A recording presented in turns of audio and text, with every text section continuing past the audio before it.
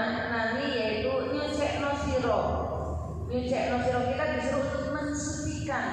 Mensucikan apa Bu? Mensucikan yaitu isma rabbika, yaitu asma, nama dari Allah Subhanahu wa Ta'ala, al-a'la, yaitu yang tinggi, yang luhur. Jadi Allah Subhanahu wa Ta'ala itu dari namanya saja itu adalah suci, apalagi sampai kepada perbuatannya, kepada firman-Nya, ketentuannya, kodok-kodanya, ketetapannya, semuanya itu adalah suci.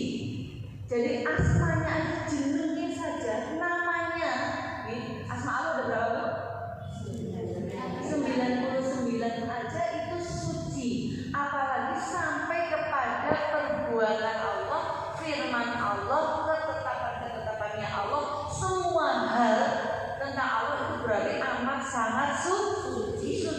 Oleh karena itu kita pada masa seperti ini jangan sampai ada rasa suudzon, jangan sampai berburu sangka, jangan sampai kita mengeluh luar biasa, kemudian menyalahkan Gusti Allah. Ya Allah, kenapa niku gannya si nom wis itu. Kenapa ya keponakanku? Kenapa ya Allah daganganku gara-gara corona ini Gusti Allah kepiwe.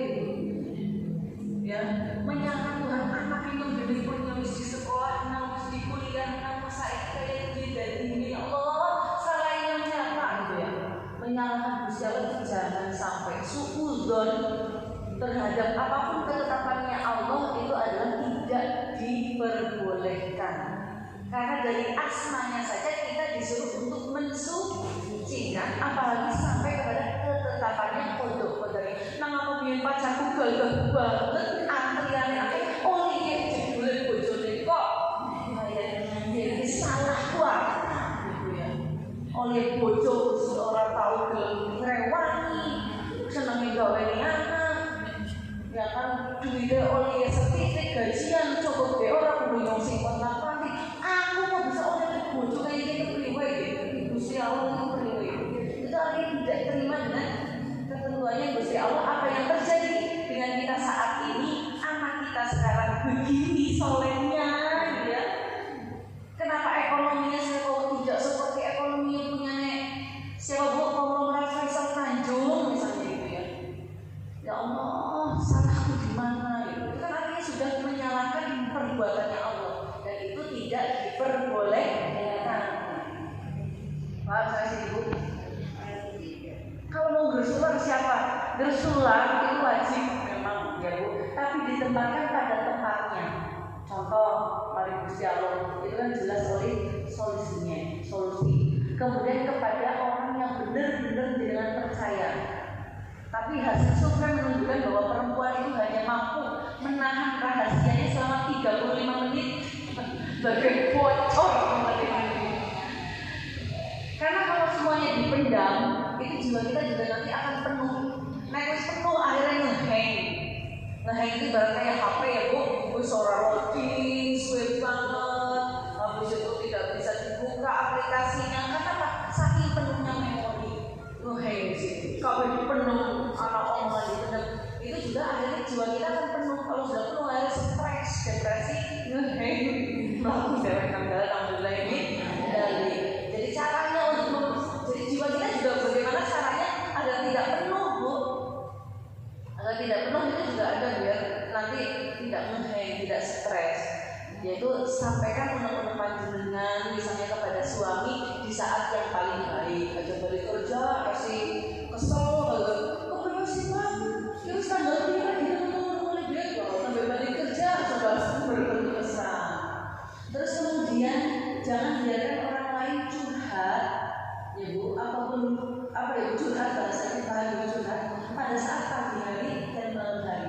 Pada saat pagi hari dan malam hari misalkan jiwa kita itu tidak terlalu berpikir yang terlalu amat berat, melainkan dengan arti curhat mereka cane. Ya Bu sih benar-benar dipercaya ya Bu yang bisa bikin bocor mengenai itu jangan di pagi hari dan juga jangan di malam hari. Mikir abot-abot jadi warungnya si utang akeh temen itu jangan dipikir pas malam hari. Itu jiwa kita akan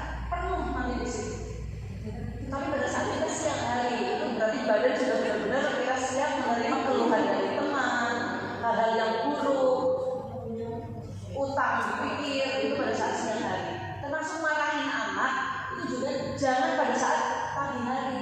Itu nanti bikin apa Bu? Bikin yang namanya infil, artinya bad mood gitu ya. Moodnya sampai dengan siang dan malam dia akan buruk terus. Jadi kita juga tetap harus bisa menempatkan jiwa kita agar tidak penuh seperti itu. Paham Ibu sampai sini ya Bu? Paham apa enggak? Ya, pada Gusti Allah itu akan jauh lebih pas ketika kita menurut Dia. Jadi kan bisa menjenengan doa mari Gusti Allah ajak ya Allah, kalau pengen motor Suzuki, Kawasaki, ya Allah. Kalau pengen anak kula soleh, kalau pengen utang kula lunas, kalau pengen boten muka di sini. Tapi curhat kepada Allah itu boleh enggak apa-apa.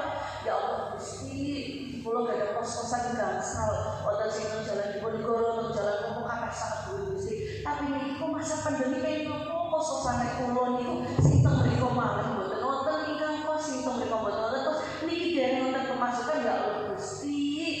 Niki kepripun kula diparingi solusi ya Allah Gusti. Itu ada curhat. Jadi jangan ketika kepada Allah itu tidak sekedar hanya berdoa, tapi curhat itu akan menjadikan jiwa kita itu lebih sehat. Kayak psikolog biasa ya. Paham Bu sampai dulu. Mulai dengan kalau malam-malam itu juga kita dengan bangun itu usahakan itu jangan langsung berikan langsung ke kamar mandi, melek 1 menit dulu, agak sedikit duduk 1 menit dulu. Karena badan kita kan dalam kondisi off tadinya, off itu mandek ya Bu. Jadi kalau kita langsung berikan belum pada kamar mandi itu sudah bahaya di situ. Jadi badan kita itu ibarat kayak komputer aja ketika kita power dia masih buffering kan, masih terus muter dulu. Apalagi badan kita. Lanjut, Bu. Alladzi khalaqa yang sudah menciptakan fasawa itu artinya apa Bu? Monggo nuli menyempurnakan. Jadi Allah itu sudah menyempurnakan terhadap apapun ciptaannya. Dasar TV kayak setan gitu kan. Itu setan itu sempurna nggak sih Bu? Setan itu sempurna nggak? Kita kan sering kelakuan kayak setan gitu ya. Setan itu sempurna nggak Bu? Hah? Setan itu sempurna Ibu. Dilihat dari tujuannya dia diciptakan sangat sempurna sebagai tempat sebagai wujud dia diciptakannya untuk mengganggu manusia. Jadi setan itu sempurna ya kan? Malaikat sempurna nggak? Malaikat sempurna dilihat dari tujuannya dia itu memang ditujuannya untuk mengabdi kepada Allah sebagai ibaratnya kayak karyawan Gusti Allah. Dia memang sempurna untuk yang mencatat kebaikan, benar-benar dia cermat dengan semua amal-amal kita yang baik dicatat benar-benar dengan teliti. Pencatatan keburukan juga dia mempunyai tujuan. Malaikat maling menjaga neraka ya dengan seramnya wajahnya yang nggak bisa senyum memang sempurna sebagai penjaga neraka yang tidak dapat kasihan. Anak saya juga ikhlas banget terkas dingin. Bisa begitu. Manusia sempurna nggak? Enggak. Manusia itu sempurna dari tujuan diciptakannya dia adalah sebagai khalifah wakil Allah di bumi untuk memelihara dunia. Sempurna manusia, makanya sekarang dari mulai teknologi zaman saya TV hitam putih, akhirnya jadi TV berwarna, akhirnya ada HP, sempurna untuk terus memajukan bumi ini menjadi satu bumi yang hijau, satu bumi yang memang di situ untuk tempat manusia menjalankan kehidupan sempurna. Telepon itu sempurna nggak Bu? Ya lebih telepon. Kotoran itu sapi. Telepon itu kotoran jalan, kotoran itu sapi. Iya, telepon itu sempurna nggak Bu? Sempurna. Bila senang buat gue, senang buat tempe, senang buat reci, senang buat buah. Nih kunek dipakai telepon, dipakai kotoran anjing, kotoran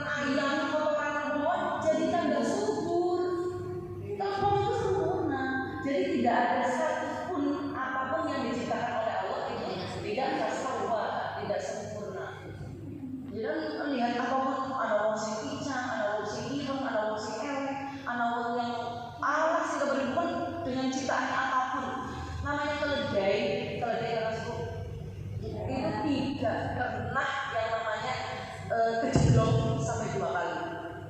Keledai loh. Dan kejeblok karena kan manusia. Burung itu tidak diberi akal, tapi dia bisa terbang. Ya kan Bu? Terus kemudian apa lagi Bu? Kuda. Kuda itu heran saya Bu, waktu saya ke pantai mana ya, Pangandaran atau mana. Jadi ketika dia sudah sampai dengan batasnya di sana, dia menggok sendiri gitu. Sampai dengan menggok sendiri. Kan kuda juga benar-benar sempurna dalam penciptaannya. Maka kita akalnya lebih bagus, tapi kita kan nggak bisa terbang kayak burung. Padahal burung nggak punya akal, tapi dia bisa terbang, ya kan? Jadi semuanya itu sudah disempurnakan sedemikian rupa. Anak saya Nabil itu pernah tanya, Allah itu kan tinggal kun fayakun, kenapa Allah itu membuat bumi sampai dengan berhari-hari, ya kan? Sampai 6 hari sekian membuat bumi itu. Kenapa Allah tidak tinggal kun fayakun aja jadi gitu loh. Terus saya mengibaratkan kepada Nabil misalnya makan bakso nih, sebetulnya sudah enak baksonya, tapi sama Nabil ditambahin lagi kecap, ditambahin lagi saus, ditambahin lagi seledri, jadi lebih enak nggak? Iya, jadi Allah juga menciptakan dunia ini kemudian sampai berproses lama karena untuk benar-benar ditempatkan manusia sampai sekian ribu abad itu akan tetap bisa dipakai gitu. Jadi anak saya juga kalau saya pun kenapa harus berproses ya. Jadi fasawah, jadi sudah disempurnakan. Jadi jangan mani-mani dasar TV kayak setan. Karena setan itu juga sempurna, makhluk Allah yang sempurna. Dan kita lebih sempurna lagi, oleh karena itu jangan sampai kena bujuk rayu kayak setan ya. Tidak ada manusia yang sempurna. Tidak ada manusia yang sempurna itu dalam pandangan manusia. Karena Allah itu kan tidak melihat casingnya Bu. Si kenapa sih hitam banget punya si putih gitu ya. Nah hitam dan putih itu dalam pandangan kita casing itu luarnya Bu. Tapi kalau Allah itu melihat dalamnya. Sempurna saja semuanya. Dan tidak boleh berburuk sangka kepada siapapun. Yang sudah pinter ya, karena yang mulang kiro, karena bisa diulang. Itu dari satu sisi bacaan Qurannya, tapi dari sisi lain dia memiliki pengalaman hidup dan pengalaman spiritual yang di mata Allah malaikat mungkin lebih baik daripada yang mengajarkan, bisa jadi begitu. Makanya kita mesti berdoa kepada siapapun sih diulang orang bisa. Oh siapa tahu dia malah justru bisa nanti kita besok di akhirat gitu. Terus waladi qaddara fahada, terus kemudian waladi akhrajal mar'a. Jadi kalau kita melihat Allah itu sudah maha menciptakan apapun, rumput yang tadinya hijau kemudian akhirnya menjadi kering sampai dengan kemudian menjadi kehitam-hitaman, dan itu mengalami satu proses ekosistem yang mana kita tuh bergantung sangat kepada rumput. Jadi kan bergantung dari hidupnya sama rumput Bu. Jadi kan yakin bisa hidup tanpa rumput? Pernah belajar biologi kelas 4 mungkin tentang ekosistem. Sapi makan rumput. Nah, ya kan? Kemudian kita makan sapi. Nah, terus kemudian berputar begitu. Jadi kita itu sama dengan yang rumput pun kita bergantung. Lah hewan-hewan kambing juga makannya juga dari rumput. Jadi semuanya adalah merupakan perputaran kehidupan dan kita saling bergantung di situ Bu ya. Terus kemudian sanukri ukafalatansa. Nah ini merupakan surat teguran kepada Kanjeng Nabi ketika malaikat Jibril mengajarkan, membacakan wahyu Allah, itu Nabi itu seakan-akan seperti mendahului, seperti guru TK. Ayo anak-anak, sekarang kita belajar anak-anak sudah menyanyi gitu kan Ibu. Nah itu anak-anak biasanya sudah mendahului. Bukan anak-anak, kita hari ini akan belajar menyapa. Menyapa pagi hari, selamat pagi, menyapa siang hari. Terus kemudian ibu-ibu, mari kita sama-sama mengaji. Bukan mengaji apa?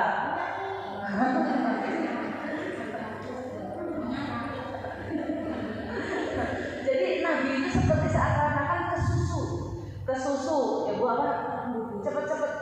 Karena Nabi itu takut nanti mbok lupa gitu. Nah ini oleh Allah ditegur. Sanuk riuka falatansa. Sanuk riuka bakal masakan insun insiro falatansa. Mongko orang bakal tidak akan kamu itu tidak akan lupa. Ya jadi nggak usah ada mengeraskan suaranya kemudian sampai mendahului apa yang diucapkan oleh Jibril. Jadi jangan seperti itu. Karena kamu itu sudah nanti dijamin oleh Allah tidak akan lupa, akan dibacakan lagi oleh malaikat Jibril, akan diulang kembali, ditasheh lagi, diajari lagi, begitu loh. Jadi jangan jangan kesusu lah ya, jangan kesusu. Bahasa kita apa jangan kesusu? Bahasa Indonesia ini ya jangan mendahului, jangan terburu-buru, tartil aja. Ya jangan susu, santai, slow saja, tartil, nah nggak akan lupa. Kalau kata tidak akan ilah masya Allah kecuali apa? Kecuali apa yang dikehendaki oleh Allah. Artinya apa bu? Kamu tidak akan lupa kecuali hal-hal, kecuali bacaan-bacaan yang itu memang dikehendaki oleh Allah. Maksudnya bahwa jaminan untuk tidak akan lupa itu memang dijanjikan oleh Allah, tapi ada sesuatu yang nanti itu dikehendaki Allah, itu menunjukkan Allah itu masih memiliki kekuasaan. Allah itu masih berkuasa, ya bu. Jadi di sini makanya tidak ilama nasya Allah, tidak kemudian sesuatu yang kami kehendaki. Karena malaikat Jibril pun kan wahyu Allah itu kan lewat malaikat Jibril. Ya lewat malaikat Jibril, terus kemudian malaikat Jibril memberikan wahyunya juga kepada Allah. Itu bukan berarti apa yang kami kehendaki, tapi apa yang Allah kehendaki. Begini misal contohnya bu, saya janjian sama Bu Nur Aini. Bu Nur Aini, nanti kita datang ke benda jam 9. Ya siap jam 9. Tapi ternyata saya datangnya jam 10. Artinya di situ saya punya apa ya? Artinya di situ punya kehendak hati untuk jam 10 ya bisa-bisa baik. Oh Bu Nur Aini harus paham. Biasa Pak gitu kan. Artinya saya punya kehendak, ini jam 10 ternyata jam 11 misalnya. Allah juga sama gitu loh Bu. Artinya kamu tidak akan lupa kecuali apa-apa yang aku kehendaki itu kamu juga bisa lupa. Artinya Allah di situ menunjukkan kekuasaannya. Ya bisa aja kamu lupa. Jalan ibu itu baru. Sampai di sini paham Bu. Nah. Ya. Terus masya Allah innahu ya'lamul jahra wa ma yakhfa. Jadi jangan juga khawatir tentang nanti bakalan lupa, nanti bakalan ini. Dan pengertian lupa sendiri itu bukan artinya meninggalkan, tidak, tapi bisa jadi lupa sedikit, lupa sebagian, tapi bukan kemudian berarti meninggalkan. Kan di situ pengertian lupa. Kemudian apa lagi Bu?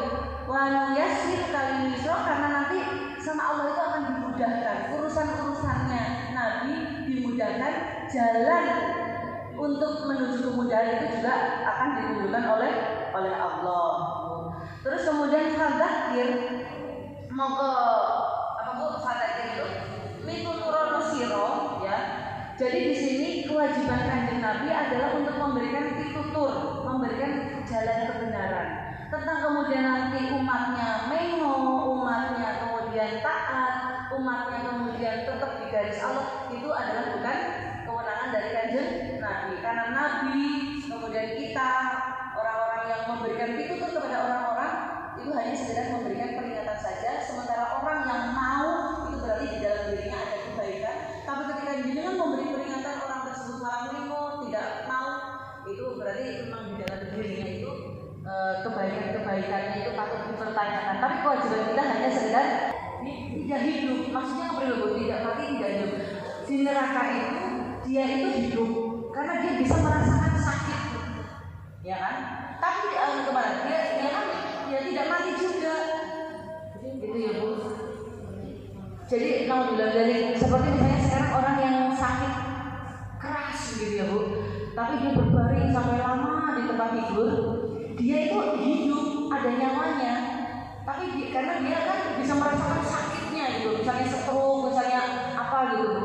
Tapi mati juga enggak, kan masih hidup, masih bisa merasakan. Tapi hidup juga dia nggak bisa ngapa-ngapain. Nah itu orang kafir besok di situ. Kan kita hidup 3 kali, Bu.